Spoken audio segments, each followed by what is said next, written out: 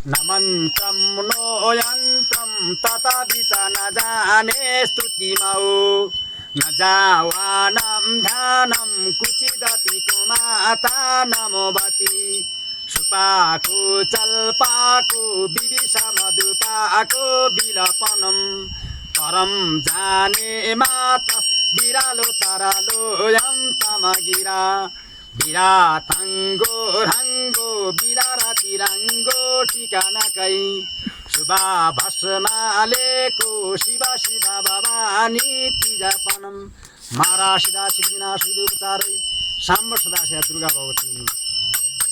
अबको पालोमा श्रीमद् भागवत गीताको बाँकी अध्याय वाचकको रूपमा हुनुहुन्छ भरत कुमार ओली, प्रविधि संयोजनमा दिपेन्द्र पौडेल। ओम नमः शिवाय। हरि ओम तत्सत। प्यारा भक्तजनहरू, श्रीमद् भागवत गीताको वाचनको आज 6औं अध्यायमा तपाईहरुलाई म हार्दिक नमन गर्दछु। ओम श्री परमात्मने नमः। अथ षष्ठोऽध्याय। 6औं अध्यायमा संसारमा धर्मको नाममा रीतिरिवाज, पूजा पद्धति, सम्प्रदायहरूको बाहुल्य भएमा कुरीतिहरूको शमन गरेर एउटै ईश्वरको स्थापना एवं त्यसको प्राप्तिको प्रक्रियालाई प्रशस्त गर्नका लागि कुनै महापुरुषको आविर्भाव हुन्छ। क्रियाहरूलाई छोडेर बस्नु र ज्ञानी कहलाउने रूढिहरू कृष्णकालमा अत्यन्तै व्यापक थिए। यसैले यस अध्यायको प्रारम्भमा नै योगेश्वर श्रीकृष्णले यस प्रश्नलाई चौथो पटक स्वयं उठाउनु भयो कि ज्ञानयोग तथा निष्काम कर्मयोग दुवैको एकअनुसार काम गर्नु पर्दछ। अध्याय 2 मा उहाँले भन्नुभयो, अर्जुन क्षत्रियका लागि युद्धभन्दा ठुलो कल्याणकारी कुनै अर्को बाटो छैन। यस युद्धमा हारेमा पनि देवत्व हुन्छ र जितेमा पनि महामहिम स्थिति नै छ। यस्तो सम्झेर युद्ध गर अर्जुन। यो बुद्धि तिम्रा लागि ज्ञानयोगको विषयमा भनिएको हो। कस्तो बुद्धि? यो नै कि युद्ध गर। ज्ञानयोग यस्तो होइन कि हातमा हात राखेर बसिरहँ। ज्ञानयोगमा मात्र आफ्नो लाभ हानिको स्वयं निश्चय गरेर आफ्नो शक्तिलाई सम्झेर कर्ममा प्रवृत्त हुनु हो, जबकि प्रेरक महापुरुष नै हुन् र ज्ञानयोगमा युद्ध गर्नु अनिवार्य छ। अध्याय 3 मा अर्जुनले प्रश्न गरे कि भगवान, निष्काम कर्मयोगभन्दा ज्ञान तपाईलाई श्रेष्ठ मान्ने छ, तब मलाई घोर कर्ममा किन लगाउनुहुन्छ? अर्जुनलाई निष्काम कर्मयोग कठिन प्रतीत भयो। त्यसमाथि योगेश्वर श्रीकृष्णले भन्नुभयो कि दुवै निष्ठाहरू मबाट नै भनिएका छन्, तर कुनै पनि मार्गमा कर्मलाई छोडेर हिँड्ने विधान छैन। न त त्यस्तो नै छ कि कर्मलाई आरम्भ नगरेर त्यसैले कसैले परम नैष्कर्म्यको सिद्धि पाओस्, न आरम्भ गरेको क्रियालाई त्यागेमा त्यसैले यस परम सिद्धिलाई पाउँछ। दुवै मार्गमा नियत कर्म यज्ञको प्रक्रिया गर्नु पर्दछ। अब अर्जुनले राम्ररी बुझे कि ज्ञान मार्ग राम्रो लागोस् अथवा निष्काम कर्मयोग, दुवै दृष्टिहरूमा कर्म गर्नै पर्छ। फेरि 5औं अध्यायमा उनले प्रश्न गरे कि फलको दृष्टिमा कुन श्रेष्ठ छ, कुन सुविधाजनक छ? श्रीकृष्णले भन्नुभयो, अर्जुन, दुवै नै परम श्रेय दिनेहरू हुन्। दुवैले एउटै स्थानमा पुर्याउँछ तापनि सांख्यभन्दा निष्काम कर्मयोग श्रेष्ठ छ। तर निष्काम कर्मको आचरण नगरिकन कोही सन्यासी हुँदैन। दुवैमा एउटै कर्म छ। अतः स्पष्ट छ कि त्यो निर्धारित कर्म नगरिकन कोही सन्यासी हुँदैन र न कोही योगी नै हुन सक्छ। मात्र यसमा हिँड्ने पथिकहरूका दुई दृष्टिहरू छन्, जो पछाडि भनिएको छ। श्रीकृष्णले भन्नुहुन्छ, अनाश्रित कर्मफलकारी कर्म करोति ससन्यासी च योगी च न निरग्नित चाक्रिये। हे अर्जुन, कर्मफलको आश्रयबाट रहित भएर अर्थात् कर्म गर्ने बेलामा कुनै प्रकारको कामना नराख्दै जो कार्यम कर्म गर्ने योग्य प्रक्रिया विशेषलाई गर्दछ त्यो नै सन्यासी हो। त्यो नै यज्ञ हो। मात्र अग्निलाई त्याग्ने तथा मात्र क्रियालाई त्याग्ने व्यक्ति न सन्यासी हो न योगी। क्रियाहरू धेरै छन्, तीमध्ये कार्यम कर्म गर्ने यज्ञ क्रिया, नियत कर्म निर्धारित गरेको कुनै क्रिया विशेष हो, त्यो हो यज्ञको प्रक्रिया, जसको शुद्ध अर्थ हो आराधना। जो आराध्य देवमा प्रवेश दिलाउने विधि विशेष हो, त्यसलाई कार्यरूप दिनु नै कर्म हो। जो त्यसलाई गर्दछ त्यही सन्यासी हो, त्यही योगी हो। मात्र अग्निलाई त्याग्नेले कि हामी आगो छुँदैनौँ वा कर्मलाई त्याग्नेले कि मेरो लागि कर्म नै छैन, म त आत्मज्ञानी हुँ, यस्तो मात्र भनिराख्नेले कर्मलाई आरम्भ नै नगर्ने, गर्ने योग्य क्रिया विशेष नगर्ने, त्यो न सन्यासी हो न योगी। यसमा अरू हेरौँ। यहाँ सन्यास समेति पाहुर्योग वित्ति पाण्डव नहास्त्र त्रस्त सङ्कल्पयोगी भवति कस्वन। अर्जुन, जसलाई सन्यास जस्तो भनिन्छ त्यसैलाई तिमी योग जान, किनकि सङ्कल्पहरूको त्याग नगरी कुनै पनि पुरुष योगी हुँदैन, अर्थात् कामनाको त्याग दुवै मार्गीहरूका लागि आवश्यक छ। तब त सजिलो छ भन्नुहोस् कि हामी सङ्कल्प गर्दैनौँ र भनौँ योगी सन्यासी श्रीकृष्ण भन्नुहुन्छ, यस्तो कहिल्यै पनि हुँदैन।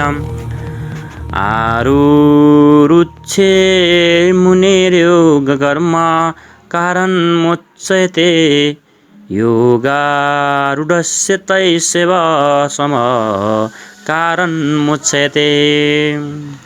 योगमाथि आरूढ हुन चाहने मननशील पुरुषको लागि योगको प्राप्तिमा कर्म गर्नु नै कारण हो र योगको अनुष्ठान गर्दा गर्दै जब त्यो परिणाम दिने अवस्थामा आउँछ त्यस योग रूढतामा सम कारणम उच्यते, सम्पूर्ण सङ्कल्पहरूको अभाव कारण हो। यसभन्दा पहिले सङ्कल्पले पछि लाग्न छोड्दैन र यदा हिनेन्द्रियार्थेषु न कर्म सुनु स्वस्यते सर्व सङ्कल्प सन्त्र्यासी योगारूढस्तदुच्यते। जुन कालमा पुरुष न त इन्द्रियहरूको भोगमा आसक्त हुन्छ र न कर्महरूमा नै आसक्त हुन्छ, योगको परिपक्व अवस्थामा पुगेपछि अरू कर्म गरेर खोज्ने कसलाई अत नियत कर्म आराधनाको आवश्यकता रहँदैन, त्यसैले कर्ममा पनि आसक्त हुँदैन। त्यसकालमा सर्वसङ्कल्प सन्यासी, सबै सङ्कल्पहरूको अभाव छ, त्यही सन्यासी हो, त्यही योगारूढता हो। बाटोमा सन्यास नामको कुनै वस्तु छैन र यस योगारूढताबाट के लाभ?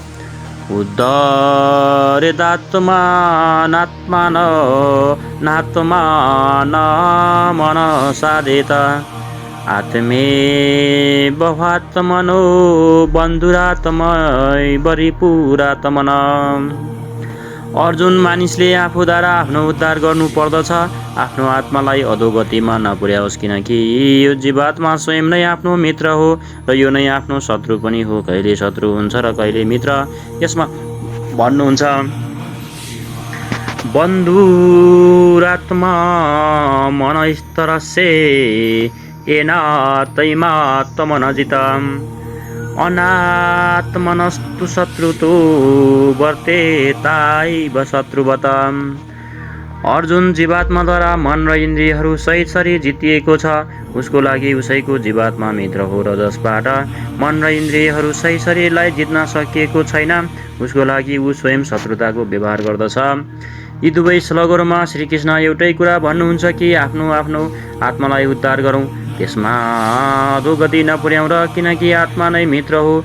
सृष्टिमा न अर्को कुनै शत्रु छ न मित्र छ। कसरी?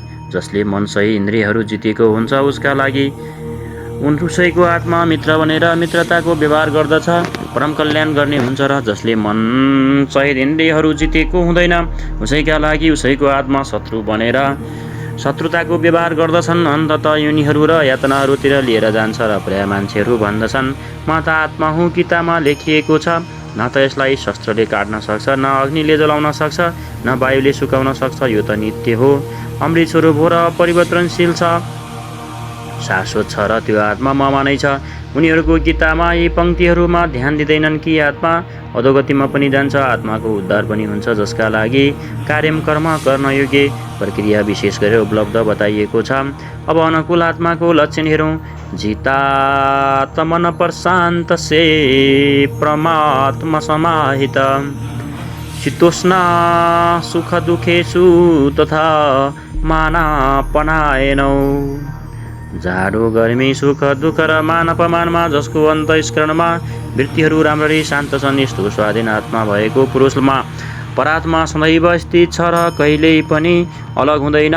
जीवात्मा अर्थात् जसले मन सहित इन्द्रियहरूलाई जितिसकेको छ, वृत्ति परम शान्तिमा प्रभावित भइसकेको छ, यो नै आत्माको उद्धारको अवस्था हो। प्रभुले अगाडि भन्नुहुन्छ, ज्ञान विज्ञान तृप्तात्मा कुटस्थो विच्छिदेन्द्रिये युक्त इत्युच्यते योगी समलष्टा स्मकाञ्जन। जसको अन्तस्करण ज्ञान विज्ञानबाट तृप्त छ, जसको स्थिति अचल स्थिर र विकार रहित छ, जसले इन्द्रियहरूलाई विशेष रूपमा जितिसकेको छ, जसको सृष्टिमा माटो ढुङ्गा र सुवर्ण एक समान दृष्टिमा पर्दछ, यस्तो योगी युक्त पुरुष कहलाउँछ। युक्तको अर्थ हो योगबाट संयुक्त। यो योगको पराकाष्ठा हो, जसलाई योगेश्वरले 5औं अध्यायमा श्लोक 7 देखि 12 सम्म चित्रण गरिसक्नु भएको छ। परम तत्त्व परात्माको साक्षात्कार र त्यसको प्राप्त हुने जानकारी ज्ञान हो। एक इन्च पनि इष्टदेखि अलग छ, जान्ने इच्छा जागृत छ, तबसम्म त्यो अज्ञानी हो।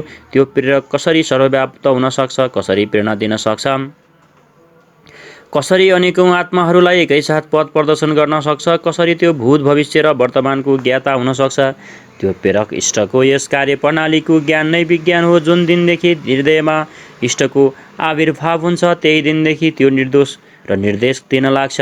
तर प्रारम्भमा साधकले बुझ्न सक्दैन। पराकाष्ठ कालमा नै योगी उसको आन्तरिक कार्य प्रणालीमा पूर्णतः बुझ्न सक्दछ। यो समझ नै विज्ञान हो। योगारूढ अथवा युक्त पुरुषको अन्तस्करण ज्ञान विज्ञानबाट तृप्त रहन्छ। यसै प्रकार योगयुक्त पुरुषको स्थितिको निरूपण गर्दै योगेश्वर श्री कृष्ण भन्नुहुन्छ, सुह निमित्रायुदासीन मध्यस्थदेशे बन्धुषु साधु सोऽपि च पापेषु समबुद्धिरभिशयते। प्राप्तिको पश्चात महापुरुष र समदर्शी र समवर्ती हुन्छ। जस्तो कि पछिल्लो श्लोकमा उहाँले भन्नुभयो कि जो पूर्ण ज्ञाता वा पण्डित हो, त्यो विद्या विनय सम्पन्न, ब्राह्मणमा चण्डालमा गाई कुकुर र हात्तीमा समान दृष्टि भएको हुन्छ। त्यसैको पूरक यो श्लोक हो। त्यो हृदयबाट सहायता गर्ने सहृदय मित्र, उदासीन देशी बन्धुगणहरू, धर्मात्मा तथा पापीहरूमा पनि समान दृष्टि भएको योगयुक्त पुरुष अति श्रेष्ठ हो। त्यो उनको कार्यहरूमा दृष्टि राख्दैन, बरु त्यसभित्र आत्माको संसारमा उसको दृष्टि पर्दछ। यी सबैमा त्यसले मात्र यति फरक देख्दछ कि कोही तलको भर्याङमा उभिएको छ भने कोही निर्मलताको नजिक, तर त्यो क्षमता सबैमा छ। यहाँ युक्तको लक्षण पुनः दोहोऱ्याउनु भयो। कोही योगी कसरी बन्दछ, ऊ कसरी यज्ञ गर्दछ, यज्ञस्थली कसरी हुनुपर्दछ, आसन कस्तो हुनुपर्ने, त्यस समय कसरी बस्योस्, कर्ताले पालना गर्ने नियम, आहार विहार, सुत्नु जाग्नुको संयम तथा कर्ममा कस्तो चेष्टा हुनुपर्दछ इत्यादि बुन्दाहरूमा योगेश्वर श्री कृष्णले अघिल्लो 5 श्लोकमा प्रकाश पार्नुभयो, जसबाट तपाईँ पनि त्यस यज्ञलाई सम्पन्न गर्न सक्नुहोस्। अध्याय 3मा उहाँले यज्ञको नाम लिनुभयो र भन्नुभयो कि यज्ञको प्रक्रिया नै त्यो नियत कर्म हो। अध्याय 4मा उहाँले यज्ञको स्वरूप विस्तारले वर्णन गर्नुभयो र जसमा प्राणको अपावानमा हवन, अपावनको प्रावनमा हवन, प्राण अपानको गति रोकेर मनको निरोध इत्यादि गरिन्छ। सबै मिलाएर यज्ञको शुद्ध अर्थ हो आराधना र त्यस आराधना देवको धुरी पार गराउने प्रक्रिया, जसमा 5औं अध्यायमा पनि भनियो र उसका लागि आसन भूमि गर्ने विधि इत्यादिको चित्रण बाँकी थियो। त्यसैमा योगेश्वर श्री कृष्ण प्रकाश पार्नुहुन्छ। योगी युजित सतत मात्मान रहस्य स्थित एकाकी यत चित्तात्मा निराशीर परिग्रह। चित्तलाई जित्नमा लागेको योगी मन इन्द्रियहरू र शरीरलाई बसमा राखेर वासना र सङ्ग्रह रहित भएर एकान्त स्थानमा एक्लै नै चित्तलाई आत्म उपलब्धि गराउने यो क्रियामा लगाउनु उनको लागि स्थान कस्तो हुनुपर्दछ, आसन कस्तो हुनुपर्दछ। सुचौ देश प्रतिष्ठाए स्थिरमासन्मात्मन नात्युचित नातिनी च चैलाजिनको सुरतम।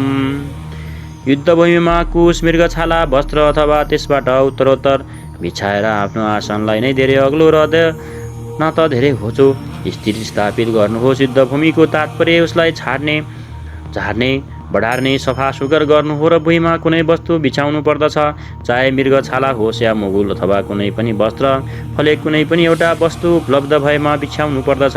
आसन स्थिर हुनुपर्दछ, न जमिनभन्दा धेरै अग्लो न एकदमै होचो। पूज्य महाराजज्यू लगभग 5 इन्च अग्लो आसनमा बस्नुहुन्थ्यो। एकपटक भावुकले लगभग 1 फिट उचाइ भएको सिङ्गमर्मरको तख्ता ल्याइदिए। महाराजज्यू एक दिन त्यसमा बस्नुभयो अनि भन्नुभयो, होइन, धेरै अग्लो भयो, अग्लो स्थानमा बस्नु हुँदैन, साधुलाई अभिमान हुन्छ। तल पनि बस्नु हुँदैन, त्यसबाट हीनता बोध हुन्छ, आफूबाट घृणा हुन्छ। पछि त्यसलाई उठाएर जङ्गलको एउटा बगैँचामा राख्न लाउनुभयो। त्यहाँ न महाराज जानुहुन्थ्यो न अहिले कोही जान्छ। जो थियो त्यो महापुरुषको क्रियात्मक शिक्षण। यसै प्रकार साधकका लागि पनि धेरै अग्लो स्थान हुनु हुँदैन। भजन पूर्ति पछि हुनेछ, अहङ्कार पहिले नै आएर चढ्नेछ। यसरी यहाँ श्रीकृष्णले के भन्नुहुन्छ भने योग गर्ने मान्छेले एउटा ठिकै दूरीमा बस्नु पर्दछ। धेरै अग्लो बसियो भने आफू ठुलो भन्ने घमण्ड हुन्छ र होचोमा बसियो भने आफूमा हीनता बोध हुन्छ। त्यसकारणले सधैँभरि समान दूरीमा बस्नु पर्दछ। तत्रैकाग्रमन कृत्वा यत्तचितेन्द्रिय क्रिये उपविश्यासने ज्याधोगमात्मविशुद्धदे। त्यस आसनमा बसेर मलाई र मनलाई एकाग्र गरेर चित्त र हृदयहरूका क्रियाहरूलाई बसमा राख्दै अन्तःस्करणको शुद्धिको लागि योग अभ्यास गर्नुहोस्। अब बस्ने तरिका बताउनुहुन्छ। समकाय शिरो ग्रीव धारण्य चाल स्थिर सम्प्रेक्षे नासिकाग्रसो द्विषसान अवलोकनयन। शरीर गर्दन र टाउकोलाई सिधा अचल स्थिर गरेर दृढ भएर बस्नुहोस् र आफ्नो नासिकाको अग्रभागलाई हेरेर, नासिका भनेको नाकको टुप्पा हेर्ने निर्देश छैन, बरु सोझो बसेमा नाकको सामान्य जहाँ दृष्टि पर्दछ त्यहाँ दृष्टि होस्। दायाँ बायाँ हेर्ने चञ्चलता नहोस् र अरू दिशाहरूलाई नहेर्दै स्थिर भएर बस्नुहोस्। उहाँले आसन गर्ने कुरा सिकाउनुहुन्छ। प्रशान्तात्मविग विवरमाचारिवर्ते स्थित मन संयम्यमचिन्तो युक्तासीत मत्पर।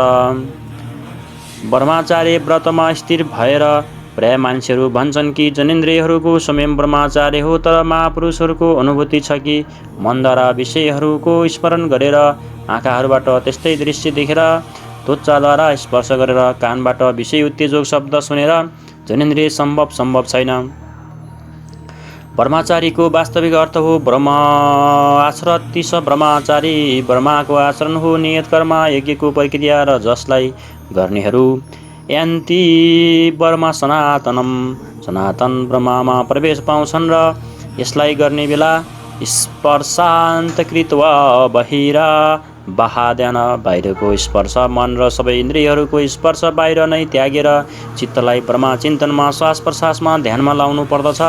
म ब्रह्ममा लागेको छ भने बाहिरी स्मरण कसले गर्ने? यदि बाहिरी स्मरण छ भने अहिले मन लाग्यो कहाँ? विकार शरीरमा होइन, मनको तरङ्गमा हुन्छ र मन ब्रह्माचरणमा लागेको छ भने जनेन्द्रिय स्वयं मात्र होइन, सकलेन्द्रिय संयमसम्म स्वाभाविक हुन्छ। अतः ब्रह्माको आचरणमा स्थिर भयरहित र राम्रो ढङ्गले शान्त अन्तर्स्करणवाला मनलाई संयम राख्दै मसँग लागेको चित्तले युक्त मेरो परायण भएर स्थित हो। यसको कारण र यसको परिणामहरू के हुन सक्छ भने इन्द्रनेव सदात्मान योगी नियतमानस शान्ति निर्वाण प्रमा मत संस्थाम गदियच्छति। यस प्रकार आफूलाई निरन्तर त्यसै चिन्तनमा लाउँदै संयम नभएको योगी मभित्र स्थिति रूपी पराकाष्ठ भएको शान्तिलाई प्राप्त हुन्छ। त्यसैले आफूलाई निरन्तर कर्ममा लाउनुहोस्। यहाँ यो प्रश्न पूर्ण पर्याय छ र अगाडि 2 श्लोकहरूमा भन्नुहुन्छ कि परमानन्द भएको शान्तिका लागि शारीरिक संयमयुक्त आहार र विहार पनि आवश्यक छ। नाते श्रतस्तु योगस्ति न चैकान्त मनस्रत न च्याति स्वप्नशीलस्य जाग्रतो नैव चार्जुन। हे अर्जुन, यो योग न त धेरै खानेलाई सिद्ध हुन्छ, न बिल्कुल नखानेलाई सिद्ध हुन्छ, न धेरै सुन्नेलाई र न धेरै जानेलाई नै सिद्ध हुन्छ। तब कसलाई सिद्ध हुन्छ? युक्ताहार विहारस्य युक्तचेष्टस्य कर्मसु युक्त स्वप्नावबोधस्य योगो भवति दुःखः। दुःखलाई नष्ट गर्ने यो योग उचित आहार विहार, कर्ममा उपयुक्त चेष्टा र सन्तुलित शयन भनेको निद्रा, जागरण, सुत्ने र उठ्ने समय सन्तुलित भयो भने, उपयुक्त खाना खायो भने दुःखलाई योगले नष्ट गर्दछ। बढी भोजन गरेपछि आलस्य, निद्रा र प्रमोदले घेर्नेछन्, तब साधना हुने छैन। भोजन छोडेमा इन्द्रियहरू क्षीण हुन्छन्, अचल स्थिर बस्ने क्षमता रहने छैन र पूज्य महाराजज्यू भन्नुहुन्थ्यो कि खुराकभन्दा 1-2 रोटी कम खानु पर्दछ। विहार अर्थात् साधनको अनुकूल विचरण, केही परिश्रम पनि गर्दै गर्नुपर्दछ। कुनै कार्य खोज्नु पर्दछ, होइन भने रक्त सञ्चाल शिथिल हुनेछ, रोगबाट ग्रसित हुनेछौ। आयु, सुत्नु र जाग्नु, आहार र अभ्यासबाट घट्छ र बढ्छ। यसरी मान्छेको शरीरलाई आवश्यक पर्ने कुराहरू श्रीकृष्णले बताउनु भएको छ। खानपिन, निद्रा, सुत्ने कुरामा ध्यान दिनुपर्दछ, नत्र रोगी भइन्छ। केही कर्म गर्नुपर्दछ भनेर भन्नुभएको छ। आयु, सुत्नु र जाग्नु, आहार र अभ्यासबाट आयु घटबढ हुन्छ। महाराजज्यू भन्नुहुन्थ्यो कि योगीले 4 घण्टा सुत्नु पर्दछ र अनवरत चिन्तनमा लाग्नु पर्दछ। हट गरेर नसुत्ने शीघ्र पागल हुन्छ। नसुत्ने मान्छे पनि पागल भइहाल्छ। कर्ममा उपयुक्त चेष्टा पनि होस् अर्थात् नियत कर्म आराधनाको अनुरूप निरन्तर प्रयत्नशील हुनुहोस्। बाहिरी विषयहरूको स्मरण नगरेर सधैँ त्यसैमा लागिरहने नै योग सिद्ध हुन्छ। साथै यदा विनियत चित्तमात्मनि भावतिष्ठते निस्पृही सर्वकामेभ्यो युक्त इत्युच्यते तदा।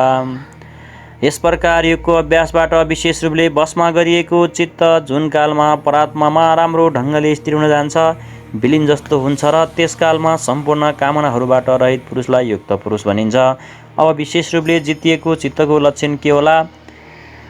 उहाँले भन्नुहुन्छ, व्यथा दीपो निवातस्तो नेङ्गते सोपमा स्मृता योगिनो ये तच्चित्तस्य युञ्जतो योगमात्मना।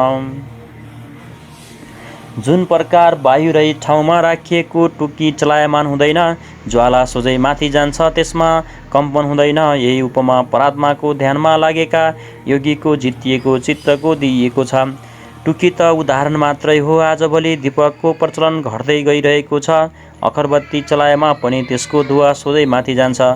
यदि वायुमा वेग छैन भने यो योगीको जितिएको चित्तको एउटा उदाहरण मात्रै हो। अहिले चित्त मात्र जितिएको छ, निरोध भएको छ, तर अहिले चित्त छ। जब चित्तको पनि विलय हुन्छ तब कुन विभूति मिल्दछ हेरौँ।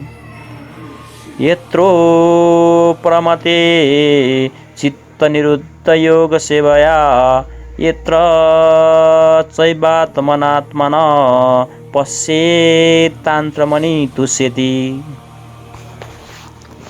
जुन अवस्थामा योगको अभ्यासबाट विरुद्ध भएको चित्त पनि उपराम हुन्छ, विलय हुन्छ, समाप्त हुन्छ, त्यस अवस्थामा आत्मना आफ्नो आत्माद्वारा आत्मानम परात्मालाई हेर्दै आत्मनि एवं आफ्नो आत्मामा नै सन्तुष्ट हुन्छ।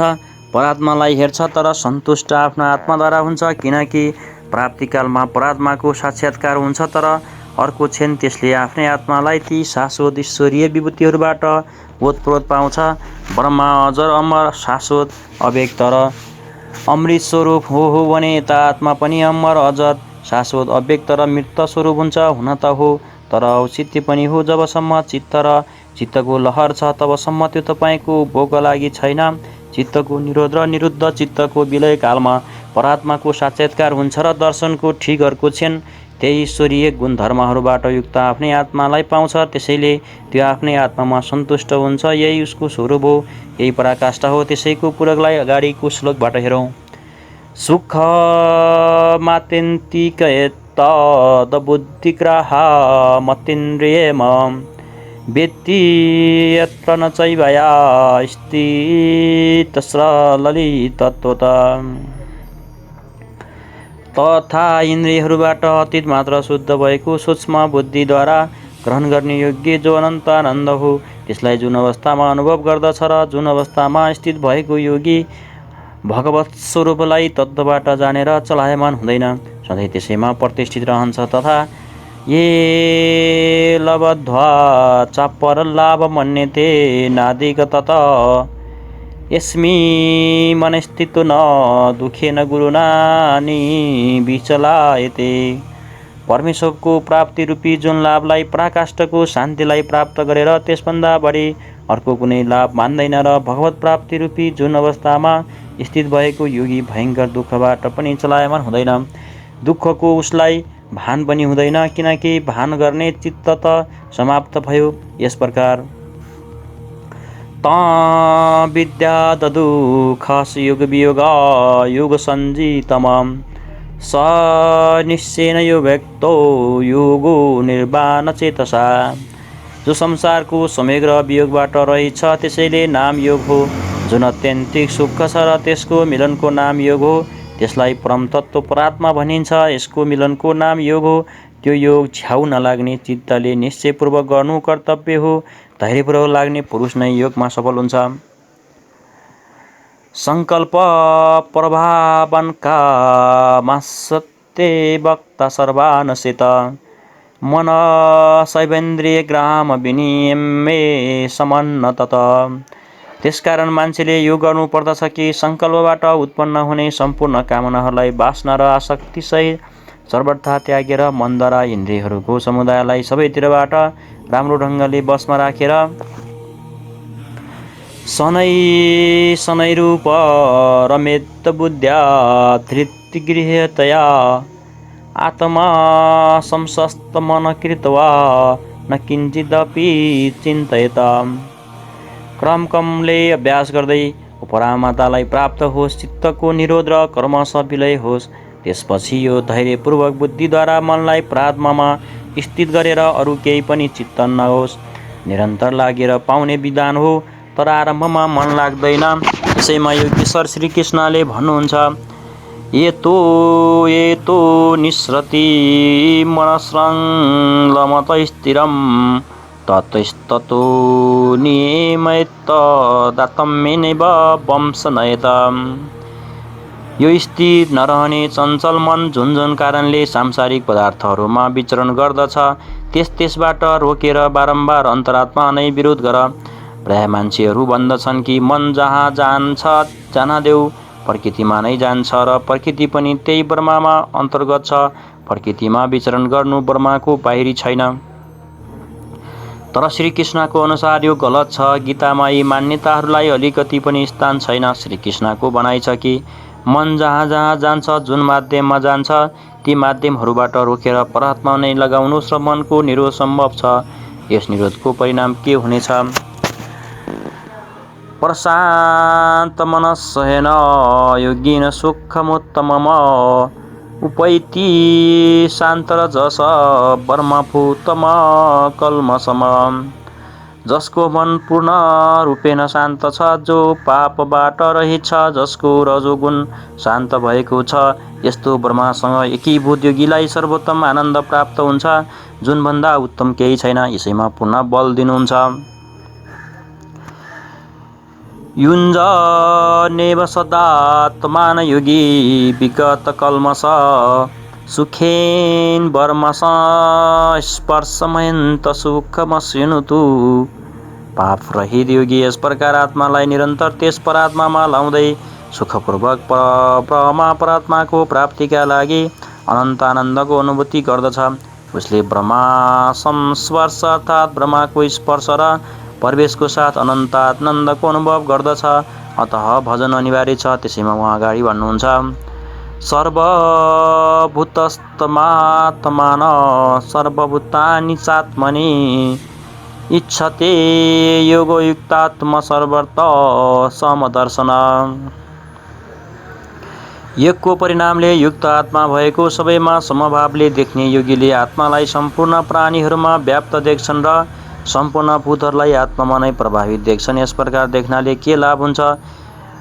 यो मा पश्यति सर्वत्र सर्वच्चमयि पश्यति तस्याः न प्रणश्यामि सचमे न प्रणश्यति। जो पुरुष सम्पूर्ण भूतहरूमा म परात्मालाई देख्छ, व्याप्त देख्छ र सम्पूर्ण भूतहरूलाई म परात्माको अन्तर्गत नै छ, त्यसको लागि म अदृश्य छैन र यो मेरो लागि अदृश्य हुँदैन। यो पिरकको आमान्य सामान्यको मिलन हो, सख्य भाव हो, सामिप्य मुक्ति हो। सर्वभूतस्थित यो मा भजते कतो मा स्थित सर्वथा वर्तमानोऽपि स योगिमयि वर्तते। जो पुरुष अनेकताबाट पर उपयुक्त एकत्व भावले म परात्मालाई भज्दछ, त्यो योगी सबै प्रकारको कार्यहरूबाट कार्यरत हुँदै मेरोमा नै कार्यरत रहन्छन्, किनकि मलाई छोडेर त्यसको लागि कोही बचेको पनि छैन र त्यसको त सबै समाप्त भयो। यसैले यो अब उठ्छ, बस्छ, जे जति पनि गर्छ मेरो सङ्कल्पबाट गर्दछ। आत्मौपम्पेन सर्वत्र समपश्यति यो अर्जुन सुख यदि वा दुःख सहयोगी परमो मत। हे अर्जुन, जो योगी आफ्नै सम्मान सम्पूर्ण भूतहरूमा समेट्दछ, सम्भाव देख्दछ, आफ्नो जस्तो देख्दछ, सुख र दुःखमा पनि सबैमा सम्मान देख्दछ, त्यो योगी परमश्रेष्ठ मानिएको छ। प्रश्न पुरा भयो। यसमा अर्जुनले प्रश्न गरे, यो सेगस्तया प्रोक्त साम्येन मधुसूदन यतस्या न पश्यामि चञ्चलवा स्थिति स्थिराम। हे मधुसूदन, यो योग जसलाई तपाईँले पनि भनिसक्नु भएको छ, जसबाट समत्वभाव दृष्टि मिल्दछ, मन चञ्चल हुनाले धेरै समयसम्म यसमा टिक्ने स्थितिमा म आफूलाई देखिरहेको छैन। चञ्चल हि मन कृष्ण प्रमाथि बलवत् दृढनम तस्याः निग्रह मन्ये वायुरिव सुदुष्करम। हे कृष्ण, यो मन बडो चञ्चल छ, प्रमथन स्वभाववाला छ, हठी तथा बलवान छ, त्यसैले यसलाई वशमा गर्नु म वायुको सम्मान अति दुष्कर मान्दछु। आँधीको हावा र यसलाई रोक्नु बराबर हो र यसमा योगेश्वर कृष्णले भन्नुहुन्छ, असंशय महाबाहु मनौ दुर्निग्रह चलम अभ्यासेन तु कौन्तेय वैराग्येन च गृह्णाति। महान कार्य गर्नका लागि प्रयत्नशील महाबाहु अर्जुन, निसन्देह मन चञ्चल छ, बडो कठिनताले वशमा हुनेवाला छ, तर कौन्तेय यो अभ्यास र वैराग्यद्वारा वशमा हुन्छ।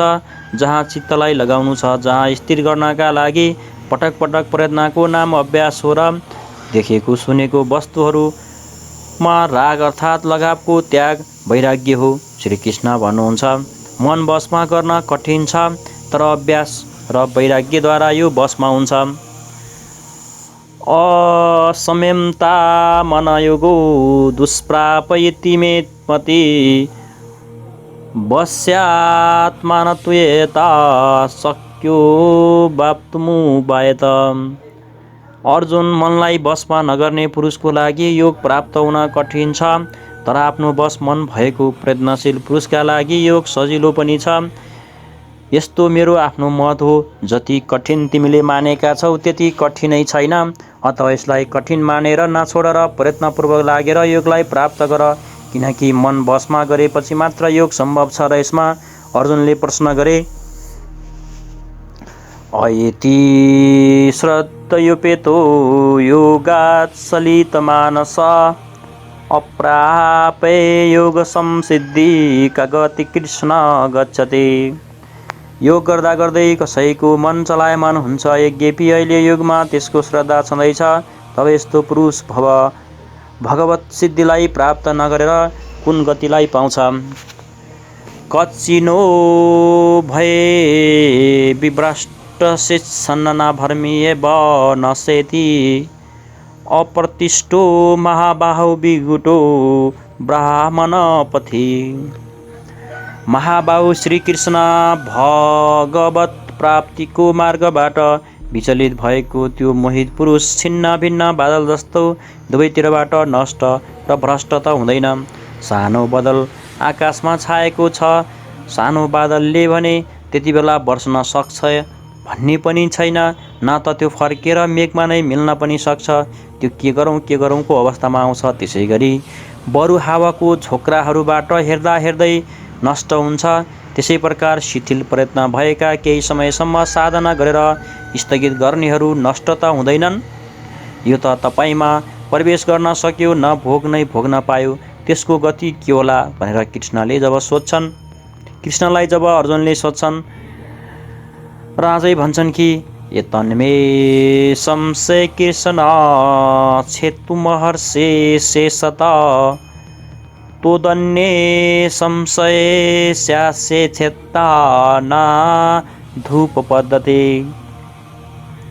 हे कृष्ण, मेरो यस संशयलाई सम्पूर्णताले समाप्त गर्नका लागि तपाईँ नै सक्षम हुनुहुन्छ। तपाईँ बाहेक अरू कोही पनि यस संशयलाई समाप्त गर्नेवाला भेट्न सम्भव छैन। यसमा योगेश्वर श्रीकृष्णले भन्नुभयो, प्रार्थनैव नामुत्र विनाशस्तस्य विद्यते नाहि कल्याणकृत कच्छि दुर्गति तात गच्छति।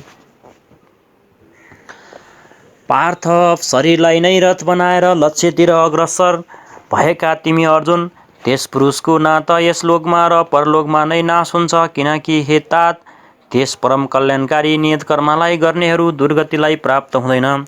त्यसलाई के हुन्छ भन्दै श्रीकृष्णले जवाब दिनुहुन्छ, प्राप्ये पुण्यकृता लोकानि सत्तसा सती सपा सुचिना श्रीमता केहे युग भ्रष्टो भिजायते। मन चलायमान भएर योग भ्रष्ट भएको त्यो पुरुष पुण्यवानहरूको लोकमा वासनाहरूलाई भोगेर जुन वासना लिएर त्यो योग भ्रष्ट भएको थियो, भगवान थोरैमा त्यसलाई सबै थोक देखाउनु सुनाउनुहुन्छ। त्यसलाई भोगेर त्यो सुचिना श्रीमतामा शुद्धाचरण भएका श्रीमान पुरुषहरूको घरमा जन्म लिन्छ। अथवा योगिनामेव कुले भवति धीमपताप एतद्धि दुर्लभतर लोके जन्म यदि दृशम्।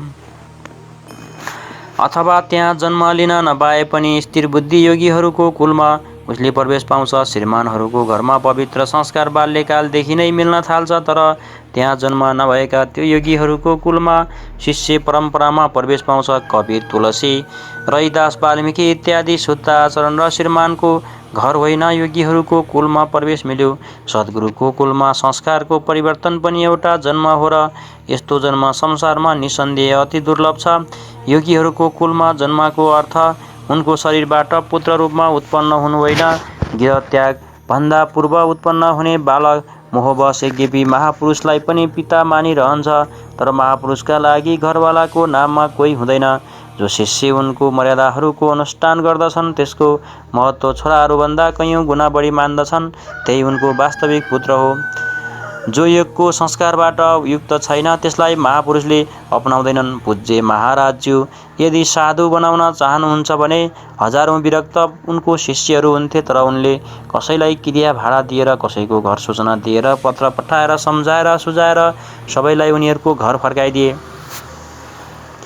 केही मानिसहरू हट गर्न लाग्दथे, तब उहाँलाई अपशकुन हुन्थ्यो र भित्रबाट बनाइ हुन्थ्यो कि यसमा साधु बन्ने लक्षण एउटा पनि छैन, यसलाई राख्नमा कल्याणै छैन, के पार हुनै सक्दैन। निराश भएर एक दुईजनाले पहाडबाट हाम फालेर आफ्नो ज्यान समेत गुमाए, तर महाराजज्यूले उनीहरूलाई आफू नजिक राखेनन्। पछि थाहा भएपछि भन्नुभयो, जान त रह्यौ कि बडा विकल्ले है, लेकिन यी सोचते कि सचु के मरी जाए तो रखी लेते।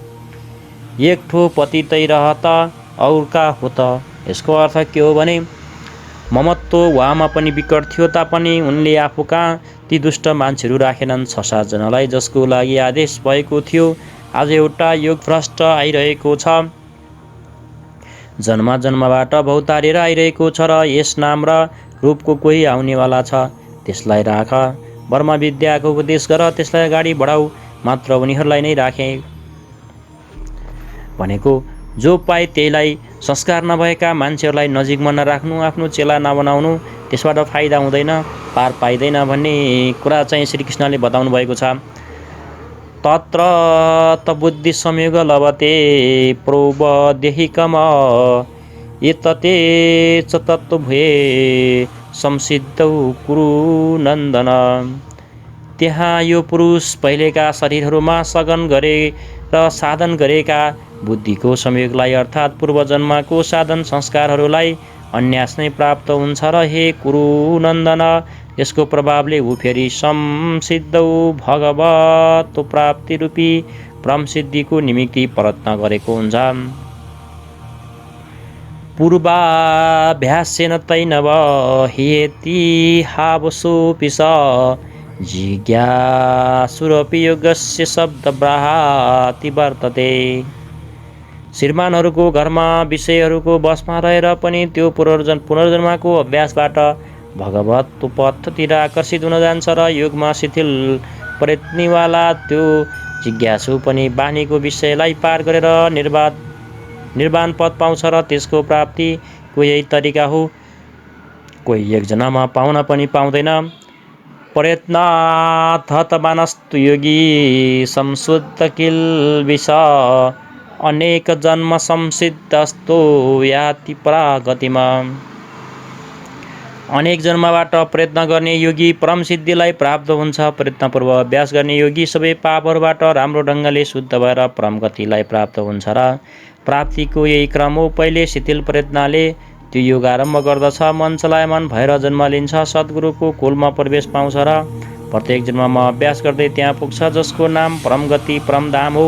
श्रीकृष्णले भन्नुभएको थियो कि यस योगमा बिउको नाश हुँदैन, तपाईँ दुई पाइला हिँड्नुहोस्, त्यो साधनको कहिल्यै पनि नाश हुँदैन। प्रत्येक परिस्थितिमा रहँदै पुरुष यस्तो गर्न सक्दछ, कारण कि थोरै साधन त परिस्थितिहरूबाट घेरिएको व्यक्तिले नै पाउँछ, किनकि उसँग समय छैन। तपाईँ कालो भए पनि, गोरो भए पनि अथवा कतैको भए पनि गीता सबैको लागि हो, तपाईँको लागि पनि हो र शर्त छ कि तपाईँ मान्छे हुनुपर्छ, उत्कट प्रयत्नवाला चाहे जेसुकै होस्, तर शिथिल प्रयत्नवाला गृहस्थ नै हुन्छ र गीता गृहस्थ विरक्त शिक्षित अशिक्षित सर्वसाधारण मानिस मात्रको लागि हो, कुनै साधु नामक विचित्र प्राणीका लागि मात्र होइन। र अन्त्यमा योगेश्वर श्रीकृष्णको निर्णय यस प्रकार छ। तपस्वी भयोधिको योगी ज्ञानी भयो पिमत्तोधिक कर्मी विश्रास्त्रीको योगी तस्मादोगी भावार्जुन। तपस्वीहरूभन्दा योगी श्रेष्ठ हो, ज्ञानीहरूभन्दा पनि श्रेष्ठ मानिएको छ, कर्मीहरूभन्दा पनि योगी श्रेष्ठ हो, त्यसैले अर्जुन तिमी योगी बन। तपस्वी मनसहित इन्द्रियहरूलाई त्यस योगमा ढाल्नका लागि तताउँछ, अहिले योग त्यसमा ढलेको छैन भनेर तपस्वीले भन्छन्। कर्मी भनेको के हो भने कर्मी यस नियत कर्मलाई जानेर त्यसमा प्रवृत्त हुन्छ, न त त्यो आफ्नो शक्ति सम्झेर नै प्रवृत्त छ र न त्यो अर्पण गरेर समर्पण गरेर नै प्रवृत्त छ मात्र गर्दछ। ज्ञानी भनेको के हो भने ज्ञान मार्गी त्यही नियत कर्म यज्ञको प्रक्रिया विशेषलाई राम्रो ढङ्गले आफ्नो शक्तिलाई सामान्य राखेर त्यसमा प्रवृत्त रहन्छ, त्यसको लाभ हानिको जिम्मेदारी त्यसैको हो, त्यसमाथि दृष्टि राखेर हिँड्दछन्। योगी भनेको निष्काम कर्मयोगी इष्टमा निर्भर भएर पूर्ण समर्पणको साथ त्यही नियत कर्म योग साधनामा प्रवृत्त हुन्छ र जसको योगक्षेमको जिम्मेवारी भगवान तथा योगेश्वरले वहन गर्नुहुन्छ। पतनका परिस्थितिहरू भए पनि उसको लागि पतनको भय छैन, किनकि जुन परम तत्त्वलाई चाहन्छ त्यसैले उसलाई सम्हाल्ने उत्तरदायित्व पनि लिन्छ। तपस्वी अहिले योगलाई ढाल्नमा प्रयत्नशील छ, करी मात्र कर्म जान गर्दछ र यिनीहरू फस्न पनि सक्छन्, किनकि न यी दुवैमा समर्पण छ र न आफ्नो हानि लाभ हेर्ने क्षमता। तर ज्ञानी योगको परिस्थितिहरूलाई जान्दछ र आफ्नो शक्ति बुद्ध छ, उसको जिम्मेवारी त्यसमा नै छ र निष्काम कर्मयोगी त इष्टको माथि आफूलाई फ्याँकिसकेको छ, त्यो इष्टले सम्हाल्ने छ। परम कल्याणको पथमा यी दुवै ठिक ढङ्गले चल्दछन्, तर जसको भार त्यो इष्टले सम्हाल्छ त्यो यी सबैमा श्रेष्ठ छ, किनकि प्रभुले त्यसलाई ग्रहण गरिसक्नु भएको छ, त्यसको लाभ हानिलाई यो प्रभुले हेर्नुहुन्छ, त्यसैले योगी श्रेष्ठ हो। यसैले अर्जुन तिमी योगी बन, समर्पणको साथ योगको आचरण गर, योगी श्रेष्ठ हो। योगी श्रेष्ठ हो, तर त्योभन्दा पनि त्यो योगी सर्वश्रेष्ठ हो। यो जो अन्तरात्माले लाग्दछ यसमा उहाँ भन्नुहुन्छ, योगी नापपि सर्वेशा मद्दैत्यनाथ आत्मन श्रद्धावान् भजयते यो मासमे युक्ततममत। सम्पूर्ण निष्काम कर्मयोगीहरूमा पनि जो श्रद्धा विभोर भएर अन्तरात्माले अन्तर्चिन्तनद्वारा मलाई निरन्तर बद्दछ त्यो योगी मलाई परम श्रेष्ठ मान्नेछ। भजन देखाउने वा प्रदर्शनको वस्तु होइन, यसबाट समाज चाहे अनुकूल होस् तर पर्व प्रतिकूल छ। भजन अत्यन्त गोपनीय हुन्छ र यो अन्तःस्करणबाट हुन्छ र जसको उतार चढाव अन्तःस्करणमा निर्भर हुन्छ। ओम तत्सदिति श्रीमद्भागवत गीता उपनिषत्सु ब्रह्मविद्याया योगशास्त्रे श्रीकृष्णार्जुन संवादे अभ्यास योगो नाम 6 अध्याय। यस प्रकार श्रीमद्भागवत गीता रूपी उपनिषद एवं ब्रह्मविद्या तथा योगशास्त्र विषयक श्रीकृष्ण र अर्जुनको संवादमा अभ्यास योग नामक 6औं अध्याय पूर्ण हुन्छ। इति श्रीमत्परमहंसपरमानन्दस्य शिष्य स्वामी अडगाडानन्दकृते श्रीमद्भगवद्गीताया यथार्थगीताभाष्ये अभ्यासयोगो नाम 6 अध्याय। इस प्रकार श्रीमद्परमहंस परमानंद जी का शिष्य स्वामी अडगाडानन्दकृत श्रीमद्भगवद्गीता को भाष्य यथार्थ गीतामा अभ्यास योग नामको 6औं अध्याय समाप्त हुन्छ। हरि ओम तत्सत। तपाईले श्रवण गर्नुभयो श्रीमद्भागवत गीताको बाँकी अध्याय र यस्तै धार्मिक भिडियो हेर्नका लागि सयपत्री अनलाइन टिभी युट्युबमा सब्स्क्राइब गर्न नबिर्सनुहोला। सब्स्क्राइबको लागि नजिकै रहेको सब्स्क्राइबको रातो बटनमा क्लिक गरी सँगै आउने बेल आइकनमा प्रेस गरेर हामीले अपलोड गर्ने भिडियोको नोटिफिकेसन सबैभन्दा छिटो प्राप्त गर्न सक्नुहुनेछ। सत्य तथ्य ताजा निष्पक्ष समाचार सबैभन्दा छिटो प्राप्त गर्ने तपाईको अधिकारमा हामीले गर्ने छैनौं कुनै विलम्ब। हामी आएका छौं थप परिमार्जित र परिष्कृत रूपमा वेबसाइटमा www.saypatrionlinetv.com, फेसबुकमा www.facebook.com/saypatrionlinetv, त्यसैगरी युट्युबमा सयपत्री अनलाइन टिभी। आजै लगइन गर्नुहोस्।